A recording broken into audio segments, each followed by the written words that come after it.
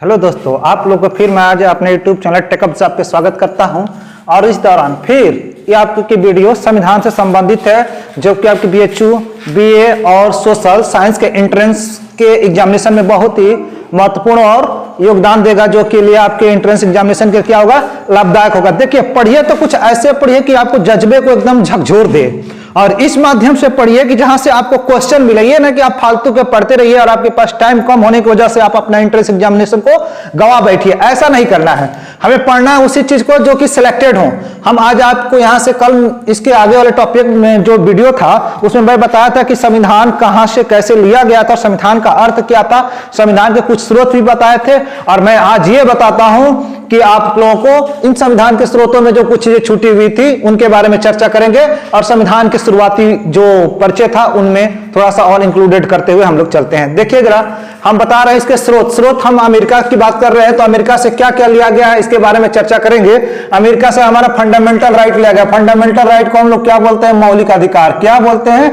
मौलिक अधिकार। ये कहां से लिया गया है? तो ये हमारा अमेरिका से लिया गया है, ठीक है। और ये किस भाग में है? तो भाग 3 में है, भाग 3 में है। और अनुच्छेद की बात कर ले तो अनुच्छेद 12 से लेकर 35 तक की है, ठीक है। इसी तरह उद्देशिका को यदि हम इंग्लिश में बोलते हैं तो ये क्या है? प्रीएम्बल, ठीक है। और प्रीएम्बल आपका है जो, और इसी की वजह से आपका उद्देशिका का विचार है, ठीक है।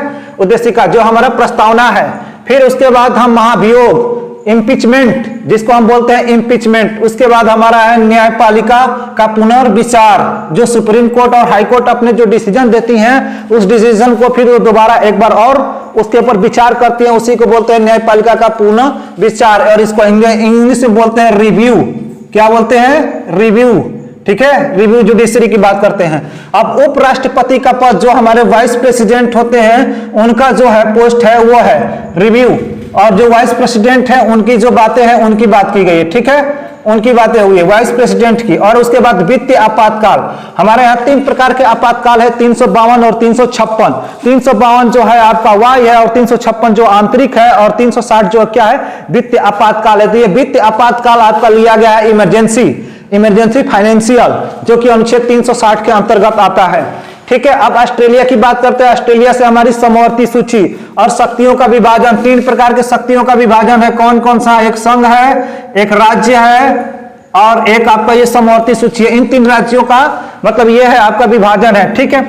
उसके बाद कनाडा से लिया गया है संघीय और अवशिष्ट शक्तियां। अवशिष्ट शक्तियां ऐसी होती है कि जो इन तीनों में ना आए, कुछ अलग तरीके से होती हैं। जैसे कि मान लीजिए कि हमें अंतरिक्ष मामले पर कुछ डिसीजन लेना होता है तो अवशिष्ट शक्तियां आती है, और कुछ राज्य और केंद्रों के बीच विवादित हो जाता है, लेकिन जो हमारे केंद्र होते हैं उस पर हावी होते हैं, या कुछ केंद्र के लिए स्पेशल शक्तियां दी जाती हैं, उसको बोलते हैं अवशिष्ट शक्तियां, ठीक है। जापान द्वारा विधि स्थापित प्रक्रिया, ये एग्जाम्पल इंपॉर्टेंट है, वेरी वेरी इंपॉर्टेंट है, आप इसको स्टार बना के रख जाइए। जापान द्वारा विधि द्वारा स्थापित प्रक्रिया और राज्यसभा के सदस्यों का निर्वाचन। जो सदस्य निर्वाचित होते हैं राज्यसभा में, उनका बताया गया कि उनका उल्लेख कहां गया है? तो जापान से लिया गया है। दक्षिण अफ्रीका से संविधान संशोधन अनुच्छेद 368 के अंतर्गत। कहां से?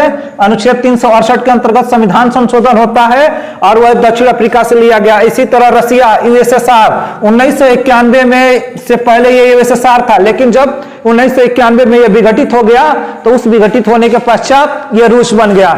और ये 1976 में 42वां संविधान संशोधन जब भारत का हुआ था, उसी दौरान सोर्सिंग समिति के द्वारा हमारा फंडामेंटल ड्यूटी लाया गया, यानी हमारा मौलिक कर्तव्य को जोड़ा गया था, ठीक है। और वर्तमान में मौलिक कर्तव्य हमारे कितने हैं? वो है 11। कितने हैं? 11। कितने हैं? 11। इसको ध्यान रखिएगा, कभी कभी 10 लोग क्लिक करके आ जाते हैं, जो कि आप सरासर गलत कर रहे हैं, लेकिन है 11, ठीक है। अब आइए जरा फ्रांस के गणतंत्रात्मक का मतलब होता है कि जब फ्रांस की क्रांति हुई थी, वहीं से हम लोग 1789 में वहीं से हमारा भाईचारा बंधुता की बात निकली हुई थी, और वही भाईचारा बंधुता का मतलब होता है गणतंत्रात्मक, ठीक है। अब उसके बाद जर्मनी से हम लिखते हैं आपात उपबंध। क्या होता है? आपात उपबंध की बात करते हैं, जो कि हमारा इमरजेंसी है। एक तो हमारा देख रहे हैं वित्तीय आपातकाल 360 था, और उसके बाद हमारा जो अनुच्छेद 352 है और अनुच्छेद 356 है, ये है। देखिए 4 का डिफरेंट मिलेगा, 4 इसमें और 4 इसमें। एक याद कर लेंगे तो बाकी सारा याद कर लेंगे, ठीक है। उसके बाद 4 जुलाई, जरा हम आते हैं भारतीय संविधान पे कैसे कैसे क्या हुआ था, मतलब इसका कैसे हम लोग प्रस्ताव लिए थे, इसके बारे में चर्चा करते हैं। देखिए जरा सॉरी 4 जुलाई 1947 को ब्रिटिश संसद ने एक बिल पारित किया और भारतीय संविधान के नाम से वो बिल पारित हुआ। कहां पारित हुआ था? लंदन में पारित हुआ था। कहां पे? लंदन पर, और उसको भारतीय संविधान का नाम दे दिया गया। 18 जुलाई, यानी कि देखिए कितना त्वरित कार्यक्रम हो रहा है, और इस त्वरित कार्यक्रम का ये पहले से प्लानिंग थी पूरी, और इसीलिए 18 जुलाई 1947 को ही, इसी डेट में 1947 को ही इसको स्वीकृति दे दी गई है। और 15 अगस्त 1947 को भारत और इंडिया का क्या हो जाता है? विभाजन हो जाता है, यानी कि इसका वर्ष जो होता था, ठीक।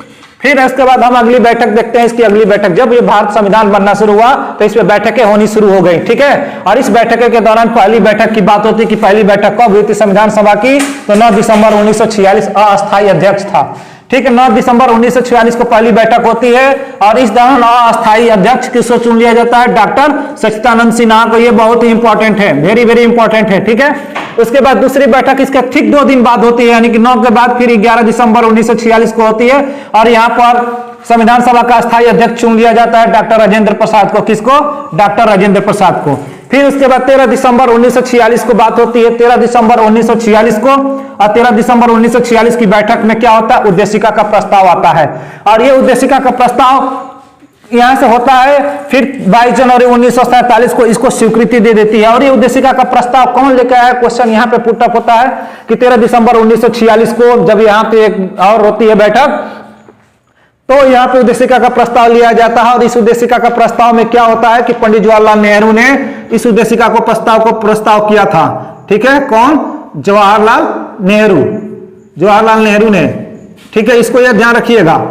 और इसकी स्वीकृति मिलती है 22 जनवरी 1947 को। 29 अगस्त 1947 को जो हमारा प्रारूप समिति है, प्रारूप समिति को हम लोग बोलते हैं ड्राफ्टिंग कमेटी, और ड्राफ्टिंग कमेटी का अध्यक्ष चुन ले जाते हैं डॉक्टर अम्बेडकर। और इस तरह से हमारे पूरे ड्राफ्टिंग कमेटी में देखेंगे तो 7 मेंबर होते हैं, इनको लेके, यानी कि अध्यक्ष को लेकर, नहीं तो अध्यक्ष को छोड़ की बात करेंगे तो 6 होते हैं। फिर 26 नवंबर 1949 को अंगीकृत किया गया था। अंगीकृत संविधान को अंगीकृत, देखिए हिंदी में 3 वर्ड होता है, अंगीकृत, आत्मकृत और अधिनियमित, ये 3 वर्ड आते हैं। अधिनियमित, ये 3 वर्ड आते हैं। और यदि अंग्रेजी में की हम बात कर ले तो इन तीनों वर्ड के बजाय हम एक से ही काम चला लेते हैं, उसको हम बोल देते हैं क्या? एडॉप्ट। और इसी एडॉप्ट के माध्यम से 284 लोग पूरे सिग्नेचर किए थे उस संविधान सभा का जो सदस्य थे, 284 लोग, और 284 लोगों की वजह से क्या कर दिया गया कि संविधान को अंगीकार किया गया। और इस तरह से हमारे यहाँ उस तरह संविधान को क्या कर दिया गया?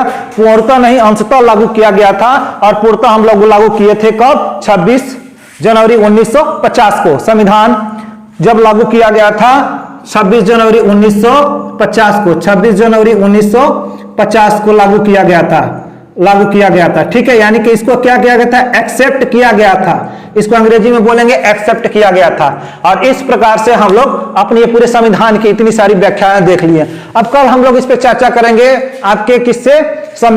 प्रस्तावना से जो प्रस्तावना की बात हो रही थी डॉक्टर भीमराव अंबेडकर प्रारूप समिति को लेकर, और जो ये 13 दिसंबर 1946 को जिसका प्रस्ताव पंडित जवाहरलाल नेहरू ने पास किया था, उसी प्रस्तावना को लेकर हम बात करेंगे, और उसके सिलसिले में हम आगे बढ़ते जाएंगे। और इस तरह से देखेंगे कि हमारा जो संविधान था, वो संविधान बनने में एक दिन टाइम नहीं लिया था भाई, एक दिन टाइम नहीं हुआ था। कितने दिन टाइम हुआ था? 2 वर्ष 11 माह लगा था, और 18 दिन लगे थे पूरे संविधान को बनने में, इतना दिन लगा था, ठीक है। तो इस तरह से ये नहीं होता है। Okay, thank you. अभी आपको कोई वीडियो अच्छी लगे तो आप कृपया इसको लाइक, सब्सक्राइब और कमेंट जरूर किया करिएगा।